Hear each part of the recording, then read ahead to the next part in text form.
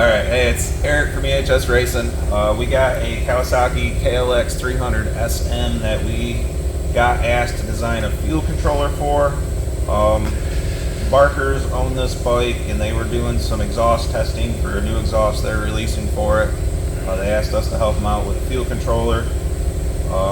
This is something we've had here a couple months, and we fitted in over the last couple months of a bunch of different stages of testing. We're trying to wrap it up in a bigger video today, maybe a couple of parts about everything that we did, the stages of what we did. This bike looked pretty much stock when we got it. Everything, there's a lot of cosmetic changes on it. One of the guys in the shop's buying it, so he's making it his. It's been lowered. We changed the gear ratio, but the gear ratio is almost the same. It was really just to get the change clear.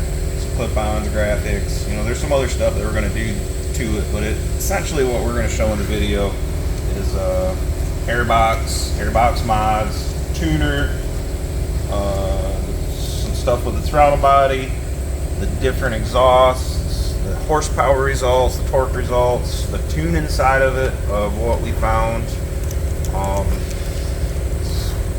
just the easy changes that you're going to do for the most part. I don't really see a lot of people doing engine mods to this, but if you do, what we did in the fuel controller should give you quite a bit of leeway. If not, we can make some new maps for engine mods. In a nutshell of what we did for the testing before we show you in videos, which none of this stuff's scripted, we just wing it and show you real world results of what we find. We tested it with a stock lid. They have a very restrictive snorkel in here. It's a big rubber tube that draws air in from here, draws it back down that way a good ways, back to the air filter. So I mean, you can just essentially pull that tube out and you can get some decent results from that. We did a bunch of different exhaust scenarios. There's a couple of the cans laying right there. Different inserts in the exhaust to help cater the RPM curve. It is a full exhaust system, header back. Barkers did a bunch of different testing with different exhaust sizing in the head pipes. We got a Power Commander PCFC that's on here right now, but it is unhooked for this testing. We did some mapping with that just to really make sure we had a good baseline from our controller to there to make sure it would do what it needed to. The controllers we make are super simple compared to any of the Power Commander.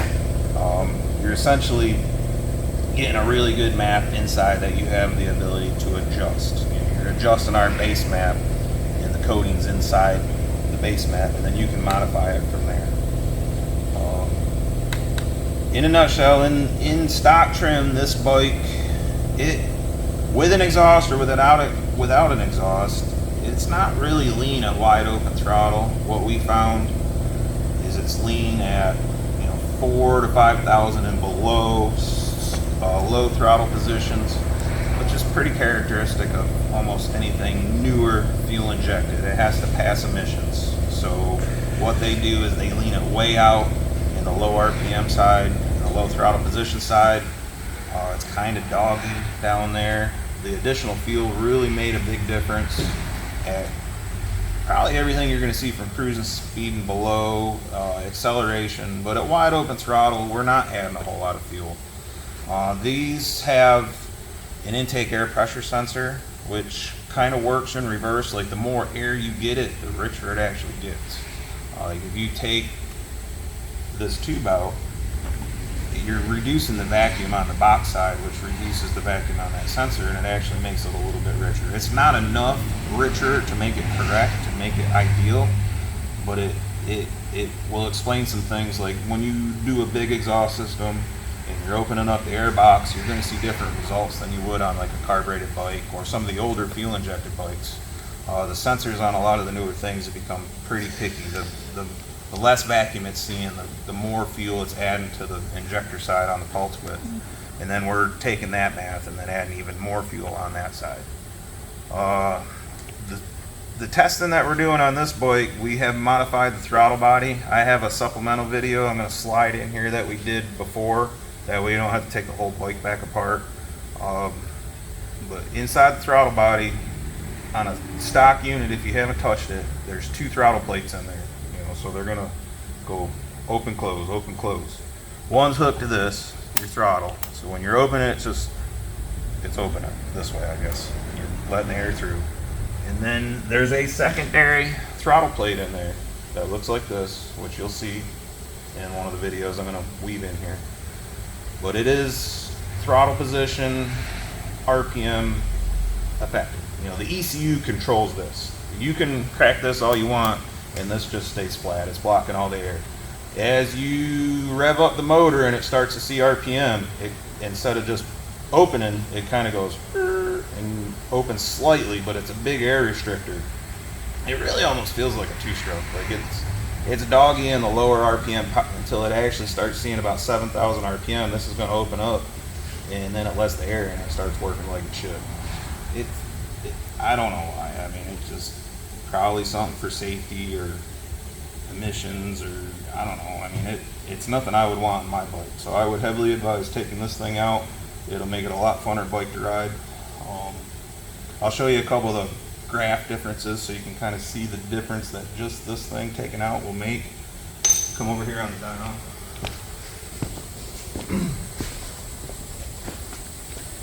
Alright, so back when we started, when was this from?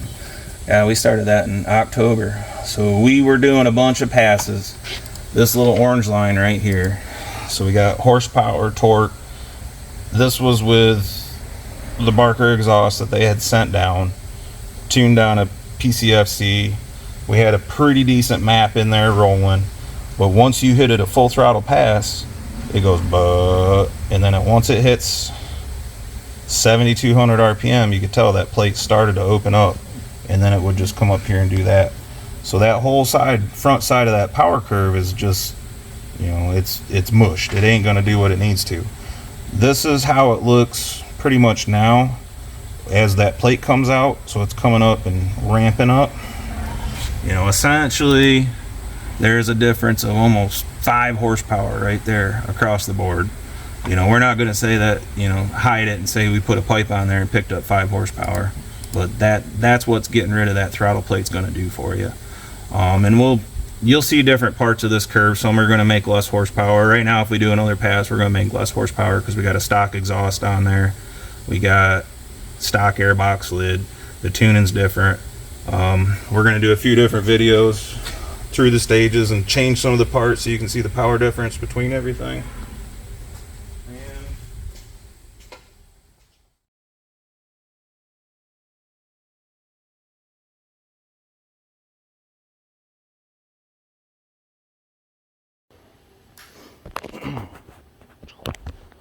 Hey, it's Eric at EHS. I'm going to do a video before our big video, just so I don't have to tear apart this throttle body like 4 times. This is probably going to get weaved in the other videos. But we're working on this KLX300, trying to make some horsepower, doing pipe design, airbox, tuner, and just trying to make it all around better. So we're investigating this throttle body, and they have a secondary butterfly in here, which is probably why the thing's not torquey on the bottom, I'm gonna guess. I'm about ready to take it out of there. We have some passes that we've been doing with a new pipe that Barker's made, but you can kind of see this dip. It just don't come out of there, and I'm assuming that the butterfly is doing that. We're fixing to find out, and I'm just kind of shooting this before we do our big video of the process of tuning and everything, so y'all can see it. But I don't want to tear this throttle body apart, like I said, 2 or 3 times, because it's crammed in there. So that's what we're going to be taking out. It appears to be a, you know, like a throttle position controlled butterfly. That, you know, it's got this detent spring. Let me set that down over here that pushes against the butterfly, but I'm pretty sure it's controlled by this big throttle position mechanism that at a certain RPM and TPS, it probably goes ahead and just opens up. So what we're going to do is just take the screw out and pull it off of there, let it think it's working, and it should then just rely on the main butterfly that opens with your throttle. Here, let me do it. There we go. So I think what's going on is when you hitting the throttle, that's opening, but this isn't opening until it either is seeing speed, RPM. I guess there's no speed sensor on it, I don't think. So it's probably just RPM, throttle position based. So we're gonna do it and see what we find later. All right, Eric again, second supplement to put this throttle plate test to our normal video. So what we did is take out the secondary throttle plate. Okay, and just a back-to-back run, throttle plate removed, throttle plate in.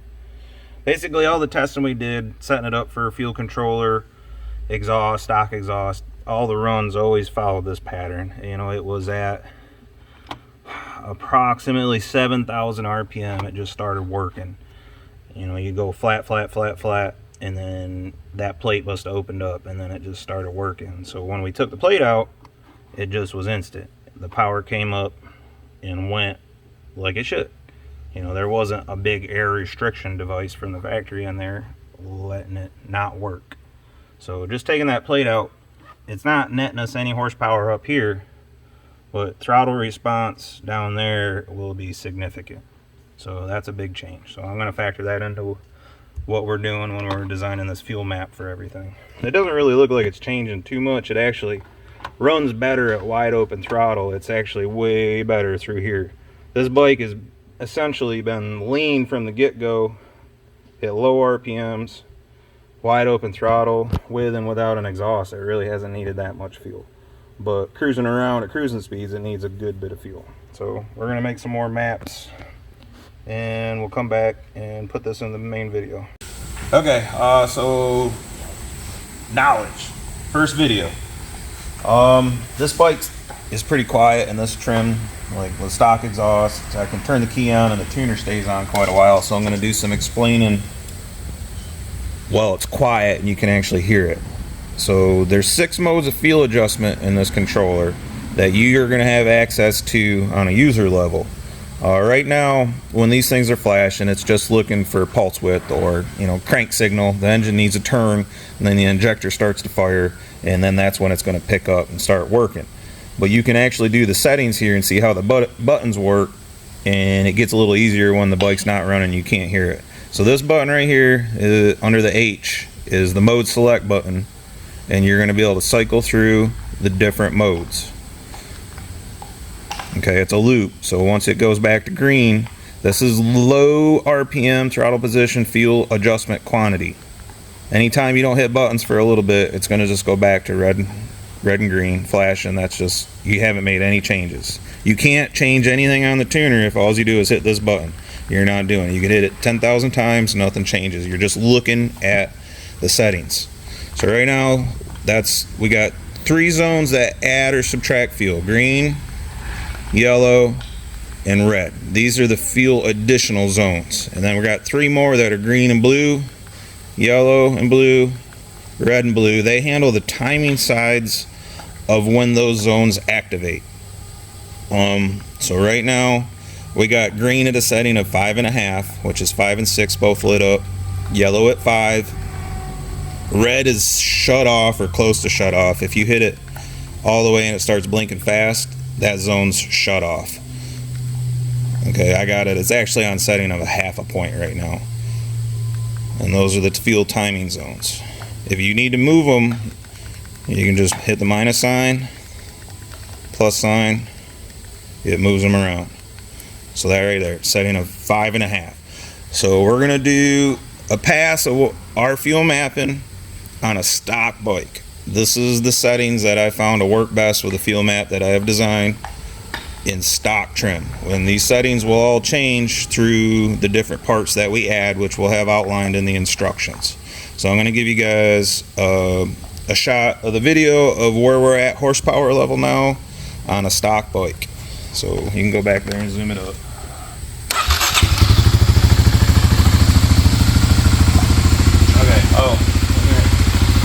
Okay, when you first start this bike up, if there is a green blinking light right there, that means it's not adding fuel, but it's in the green zone. As soon as it turns into solid greens, okay, that's adding fuel. But this bike doesn't need fuel at idle, so that's what you want to see, a blinking green light at idle. That's good. You can adjust it and get a solid green light at idle. If you want to add fuel at idle, you would end up lowering this, and I think we got it where you can actually turn it on, but it's not what you want. It runs rich at idle. Okay, different engine temperatures will change that some, but you want to see a blinking green light at idle. That's where we're at. Okay, so let's do a pass. This dyno, when you look at it, this is our air to fuel ratio that we're monitoring. We got RPM. We'll have speed kick up when the drum actually starts spinning. But you can see it's idling on stock pulse width right now at like 13.3, which is good.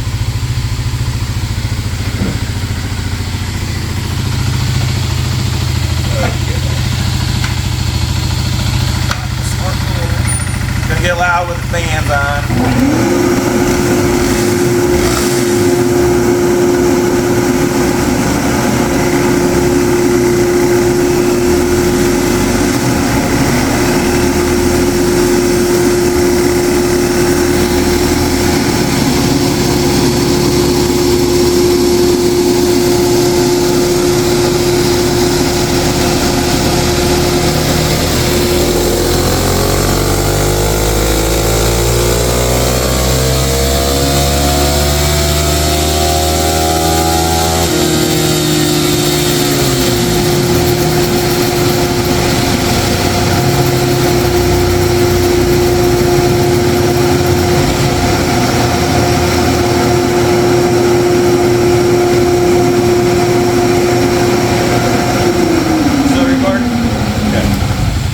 Come up here in stock trim, this is the red line.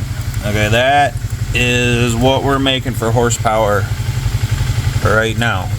So hopefully after we do pipe and all the rest of the stuff, we're gonna pick up 5 or 6 horsepower out here. That's what we're looking for if we match our results from whatever, a month and a half ago. You can see it wide open throttle. It is rich. Okay, if we lean it out a little right there, we'll pick up a little bit more, which I guess we can go ahead and shut that off. Let's do one more pass. We're going to turn that red mode completely off. Alright. Red. Okay, now it's off. We'll see if we pick up just a touch more horsepower.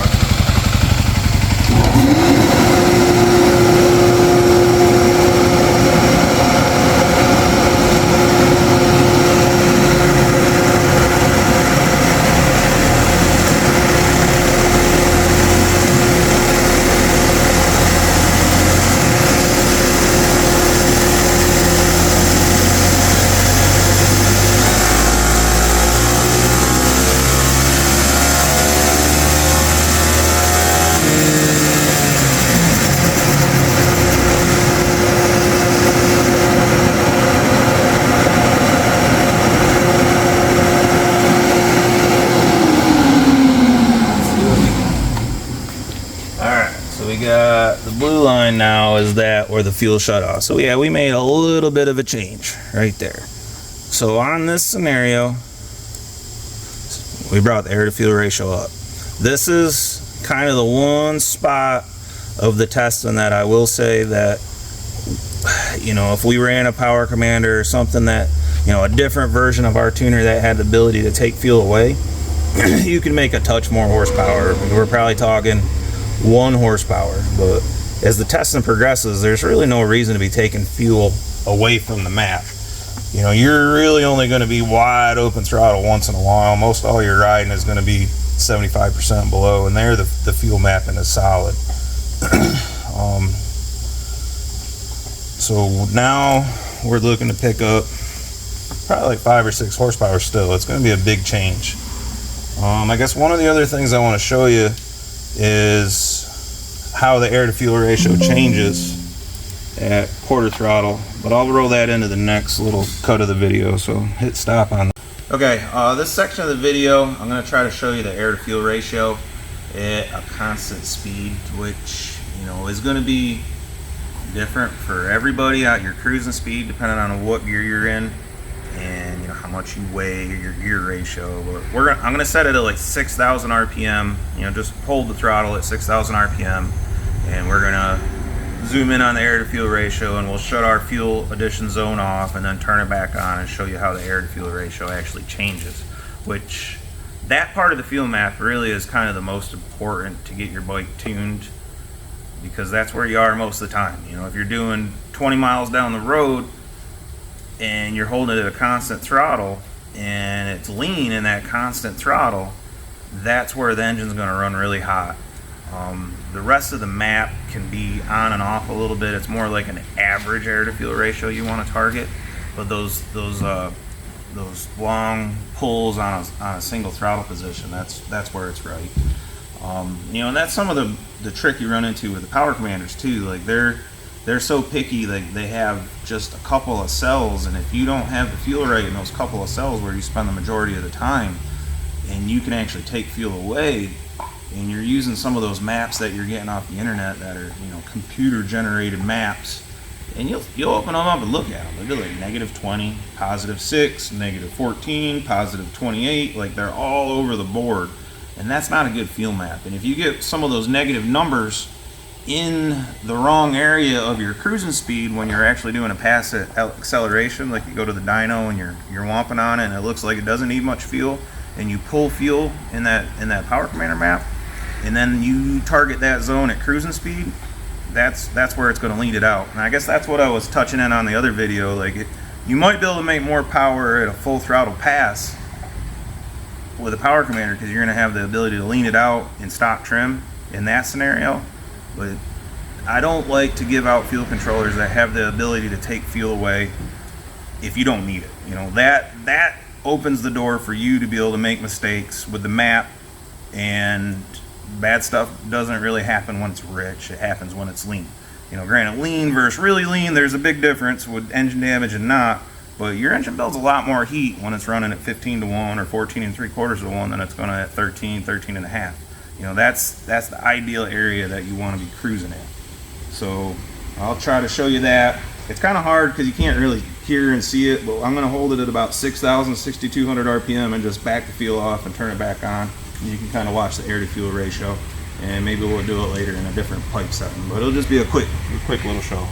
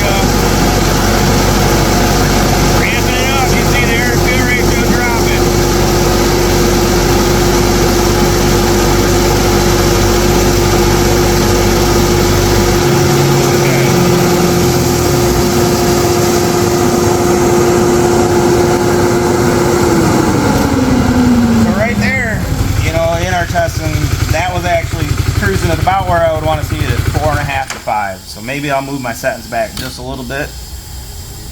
on the stock box to 4.5. I think I had it at 5 before. But that cruising speed, that's really what you want to pay attention to. In the rest of the map, you know, it's going to kind of bounce. You know, you'll have a rich section when you're measuring through these stock exhausts. You'll have a rich section, a lean section, because you don't get the greatest readings. Usually, when we do the bulk of our testing, we're doing everything with a more open header, so we can really get down in there and do better O2 readings on it. But that'll show you, and we'll touch more on it as we start changing more parts. All right, I'm gonna do. Took a break, had lunch for a little bit. I'm gonna do a quick pass. We're gonna do a new baseline stock box. Come to a stop. Swap out for that lid. You can see the horsepower difference. It's getting a little more air.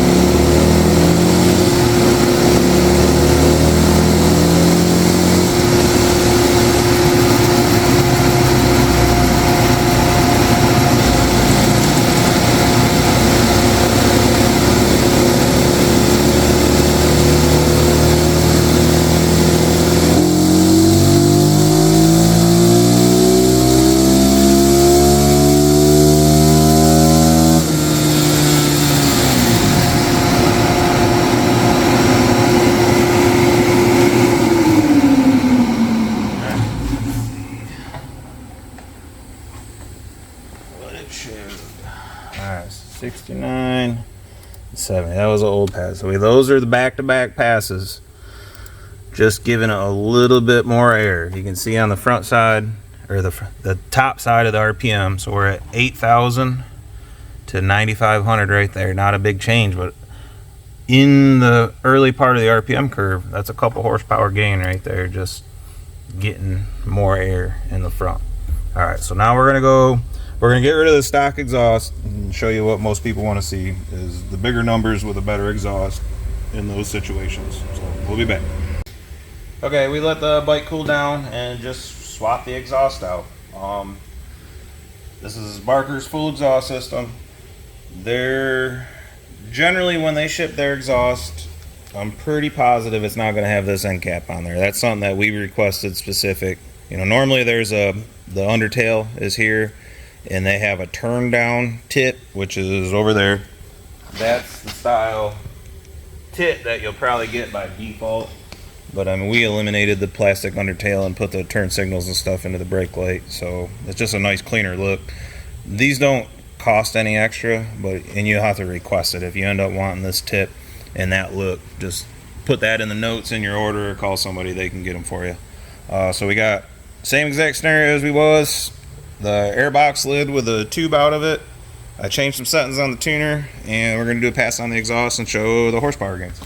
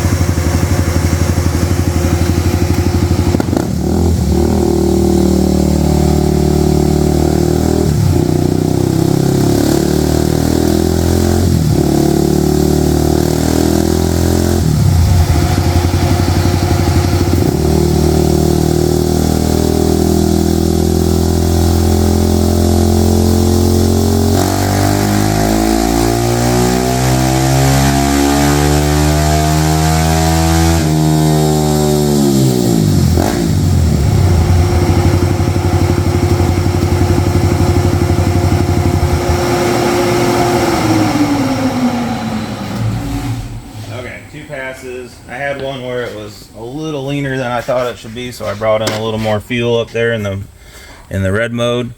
Okay, so that first pass we did, and that was a setting of 3.5, 5, and 1 on the first. That is the green line. So that's a pretty solid increase on there. Let's see, this is the air to fuel ratio. So that first pass, that was the air to fuel ratio of a setting of 1 on the red zone. It was running about 13.8 on the air to fuel ratio. I bumped it up to a setting of 2, and that's that orange line right there. That's pretty much money right there, what we're looking for. Okay, horsepower levels right here. Stock exhaust 20 3/4 horsepower, we'll say. This exhaust with those settings 25.6, so we'll say 25 3/4 versus 20 3/4. That's a 5 horsepower pickup just from the exhaust. You know, you can see it picks up from 6,000 RPM all the way across. You know, out here at 8 to 10,000 RPM, that's a 4 to 5 horsepower increase all the way across the board. That is solid horsepower. I'll shut it down. We'll make another pass with the stock lid on, and you'll see the difference there. Air becomes more important now that you're actually making more horsepower, so we'll probably lose more even compared to the before. So you can stop. All right, same scenario as we was, same fuel settings. All we did is swap the lid with the factory boot in it versus the open one. I'm gonna do one pass, see where our fuel settings are, maybe make a change, one more pass. This will be a horsepower difference versus lid on off with the exhaust.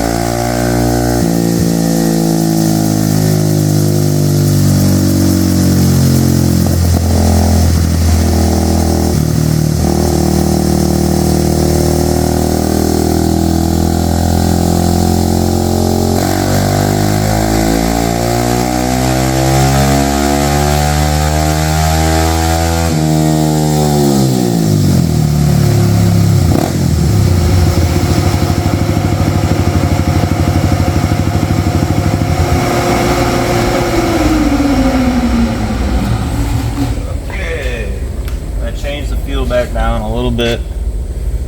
74. Well, it didn't do too bad. It didn't lose as much as I figured it would. Alright, so let's go back to back on those passes. Let me get rid of that one. Get rid of these so you can see. Alright, so that is the 2 different lids. Okay, that's with the extra air. We're seeing the same results as we did on the other lid on the stock exhaust, where it made almost the same up here, but it picked up 1 to 2 horsepower right there. And I think I remember my testing about a month ago, an open lid didn't make a big difference, but I guess while we're doing it, let's do a quick pass like that. Okay, one more.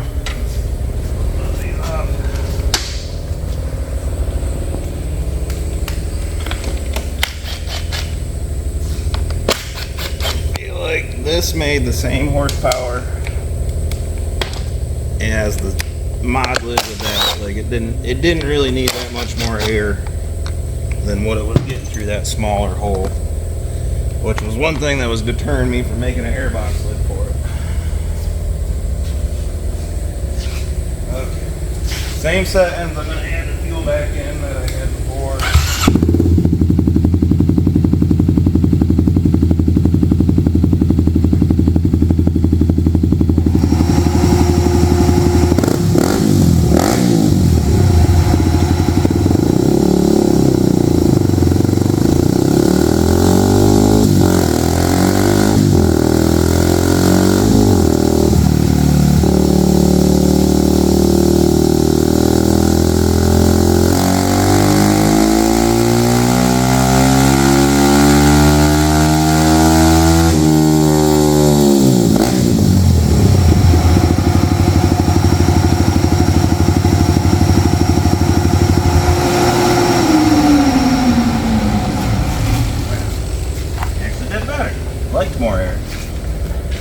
So there is 3 runs now. So coming in at the bottom, right there, that is stock lid, stock tube. In the middle is stock lid, tube removed, and then the bigger one up here is the lid totally off. So let's compare. Let's get rid of the middle one. Well, no, we need the middle one. We need that one. We get rid of that one. So a stock lid versus a mod lid is actually 2.5 horsepower right there. We're still not picking up a bunch there, but that you can feel that 2.5 horsepower on a 22 horsepower area is 10%. So I mean, that's a solid gain. Okay, I guess that's good for now. We'll probably come back with a finish up vid. Okay, so I guess we got an updated conclusion, sum it up video. Lid on, lid off each scenario. Throttle plate in, out. I'm gonna have to weave those old videos back into this new video, so it might seem a little bouncy and confusing in there. I'll show you some horsepower numbers through the things as it stacks up. So this is one of our early runs when we first got the bike. We were testing it with the exhaust, and I was making a Power Commander map. That was one I showed y'all in the beginning with the blue line. This was when the throttle plate was in there that we removed in all this other testing. But this is where we ended up. The red line is the pass we just did with no airbox lid, exhaust, how you saw it. And then this is basically the same scenario, but with that throttle plate in there. And you can see how it comes up, and it's just dead up. And that followed suit in every other scenario that we did. Stock exhaust, different fuel maps, different lid configurations. We played with, I don't want to say the word so I don't get in trouble, but the thing that plugs in a stock exhaust that measures your gases coming out, that's hooked up from the factory, that the EPA says you cannot modify. We did a little playing around with that, and we're able to get a little bit better horsepower here by about 1 horsepower, but it's nothing I'm selling, so don't please come looking at that. So let's get rid of run 5. We got run, I want to delete it from up there. So we got run 63. So this is in stock trim. Okay, a stock bike with the throttle plate modified. Otherwise it would come in like this on this one. So stock versus where we're at now, 5 horsepower gain basically across the board. You know, maybe 4 in some spots and 5 in some others. I mean, 5 horsepower on a 25 horsepower bike is 25%. You know, I'm not sure what this package is going to be at, but you know, $800 package for 25% horsepower gains. Your air to fuel ratio is actually better. You know, this is a modded bike versus a stock bike. We've actually leaned it out, so if anything, we're running at a better air to fuel ratio as far as the EPA is concerned, on, you know, safer for the environment on a modified bike. And it's not lean in the beginning where they measure everything. So there is the blue lines there. That one is with the airbox changed. And then let's do 73. That's the stock airbox lid. There's all the different changes. Alright, I'll weave it in there. Hopefully that's some knowledge for you guys. Thanks for watching. Hey, so we got one more video I'm going to throw in here as we weave them together. I took our tuner off of this, and we're only running it through the Power Commander PCFC right now. So I wanted to show y'all the horsepower difference, which is none. You know, the tuner that we're selling makes the same horsepower that does. This is a map I built now exactly for this. The air to fuel ratio is basically perfect throughout the curve with the PCFC.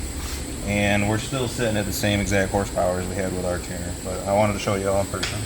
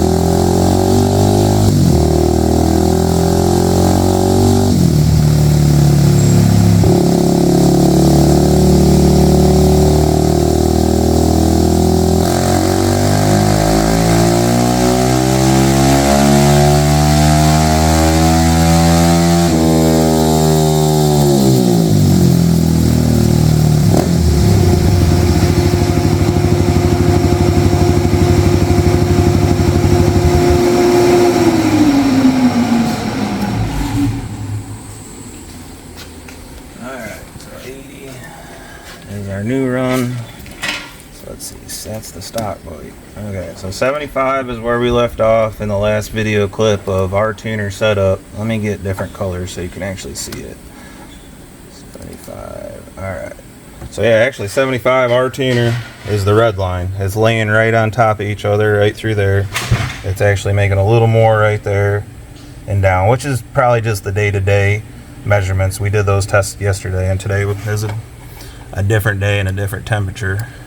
If you look at the air to fuel ratios, they're laying right on top of each other.